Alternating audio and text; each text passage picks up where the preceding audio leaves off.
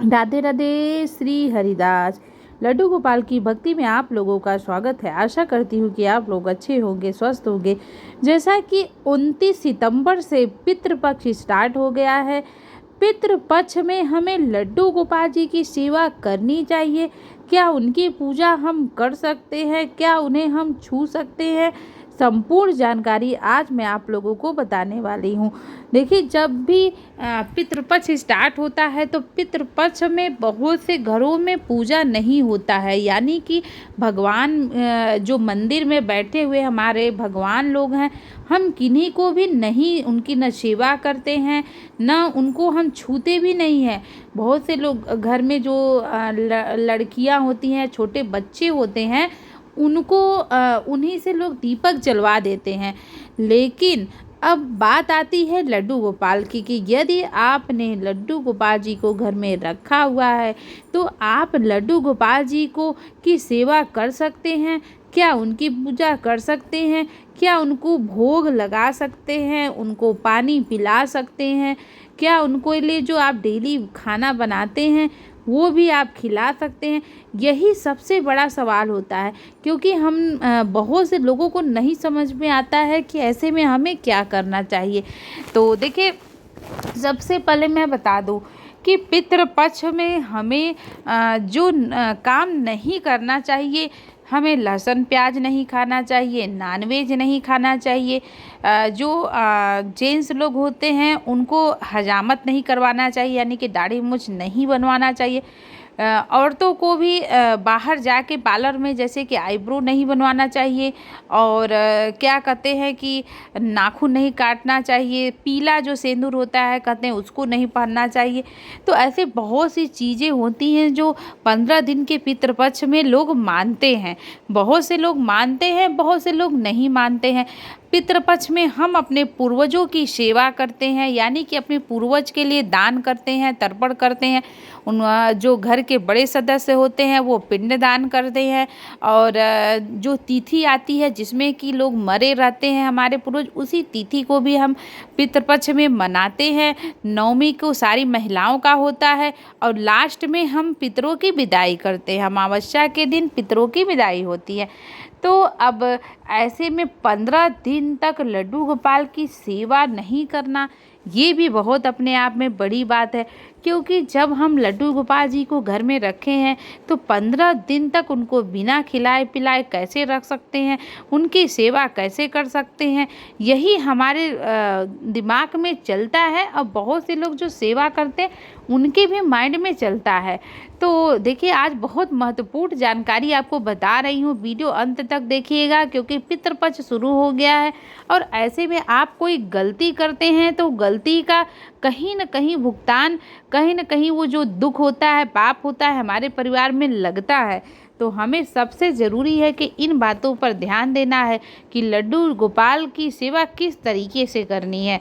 तो देखिए, सबसे पहले बता दूं कि आपको लड्डू गोपाल जी की याद, आप डेली उनको सुलाते हैं, उनको जगाते हैं, उनको उनका स्नान कराते हैं, उनको श्रृंगार कराते हैं, उनको भोग लगाते हैं। जैसे आप करते हैं आपको लड्डू गोपाल जी का वैसे ही सेवा करनी है।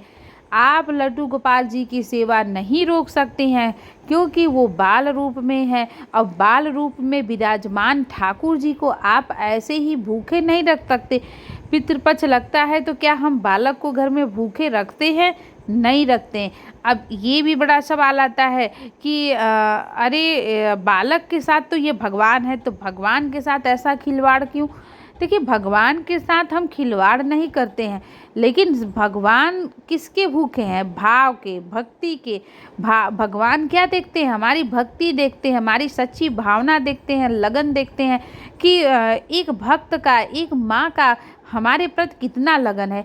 यदि आपकी सच्ची भावना है, लगन है, आपको मन में एहसास होता है कि नहीं, ठाकुर जी भूखे हैं, ठाकुर जी की सेवा करनी है, अरे ठाकुर जी को मैंने सुलाया। अब जब आपका सारा दिन मन में यही चलता रहेगा तो आप क्या करोगे? आपका मन भी परेशान होता रहेगा कि अरे मैं 15 दिन कैसे ठाकुर जी को छोड़ सकती हूँ। मानसिक सेवा में भी आपका मन नहीं लगेगा। तो इससे अच्छा है कि आप अपने लड्डू गोपाल जी को जैसी आप सेवा करते हैं वैसे ही सेवा करिए, यानी कि आप उनको जैसे वस्त्र पहनाते हैं, जैसे उनका श्रृंगार करते हैं, वैसे ही करिए। हाँ, एक काम करना है, उनको नए वस्त्र, नई ज्वेलरी नहीं पहनानी है। जो आप पुरानी, मतलब जो पहले से ही रखी हुई ज्वेलरी है, आभूषण है, पोशाक है, वही आप ठाकुर जी को पहनाइए। उसके बाद आपको एक काम और कर लेना है कि मंदिर, अगर आपके घर में बिल्कुल परंपरा होती है कि नहीं, पूजा नहीं ही करनी है, तो मंदिर में आप ठाकुर जी को अलग कर लीजिए, यानी कि दूसरे स्थान पे सभी लड्डू गोपाल जी को 14 दिनों के लिए रख लीजिए, अब वहीं पे उनकी सेवा करिए, यदि आपके घर में ऐसा है। लेकिन जहाँ तक हम जानते हैं, जानकारों का मानना है, हमने पंडित से भी पूछा था, तो पंडित यही बताते हैं कि देखिए, पितृपक्ष में पूजा नहीं करनी चाहिए, लेकिन मंदिर में जाके नहीं करनी चाहिए। घर के मंदिर में बैठे हुए सभी देवी देवताओं का पूजा हम कर सकते हैं, उसमें कोई भी मनाही नहीं होती है। बहुत से लोग क्या करते हैं, घर के मंदिर में बैठे भगवान की पूजा ही नहीं करते, बोलते हैं कि पितृपक्ष में हम भगवान की पूजा करेंगे, वो स्वीकार ही नहीं करेंगे। इसलिए हमें जो हमारे पूर्वज हैं, हमें उनकी पूजा करनी है, उनको भोग लगाना है। देखिए, ये भी बात अपने आप में बहुत बड़ी बात है कि ये बात तो सच है कि पितृपक्ष में सबसे पहले हमें किसकी पूजा करनी है, अपने पूर्वज की करनी है, यानी कि सबसे ज़रूरी जो होता है उनके लिए भोग। देखिए, घर के मंदिर की पूजा आपको करनी है, लेकिन कैसे करनी है वो भी मैं आज बताती हूँ आपको। आपको करना क्या है, सबसे पहले सुबह उठना है। सुबह उठने के बाद आप जैसे नित्य क्रिया करते हैं, आपको वैसे कर लेना है। ठाकुर जी को सुलाए नहीं, उनको जगा देना है, उनको पानी दे देना, इतना काम कर देना है, क्योंकि वो बालक हैं। उसके बाद आपको नहा धो के अच्छे से होने के बाद सबसे पहले आपको भोजन बनाना है। अपने नहाने के बाद भोजन तैयार करेंगे आप। भोजन बनाने के बाद आपने दाल चावल रोटी सब्जी जो भी बनाया, उसको पहले आप थोड़ा थोड़ा करके निकाल के एक थाली में अलग रख लीजिए और एक गिलास पानी रख लीजिए। पानी रखने के बाद आपको क्या करना है, जो आपके पूर्वज हैं उनका नाम लेकर, या कोई फ़ोटो है, प्रतिमा, उनका नाम लेकर आप उनको प्रणाम करेंगे और बोलेंगे कि हे हमारे पूर्वज लोग, मैंने जो भी आज आपके लिए भोग निकाला है वो आप इसको खाइए, स्वीकार करिए, और फिर एक लोटा उनको जल दे देना है। तो देखिए, सबसे ये हो गई पूर्वज की पूजा। तो पहले आपको ये काम करने के बाद फिर आपको अपने मंदिर में आना है, अपने ठाकुर जी की सेवा करना है। मंदिर में बैठे सभी देवी देवताओं को आप इतना कर सकते हैं, भोग आपको डेली लगाना है, भगवान को भूखे नहीं रख सकते हम।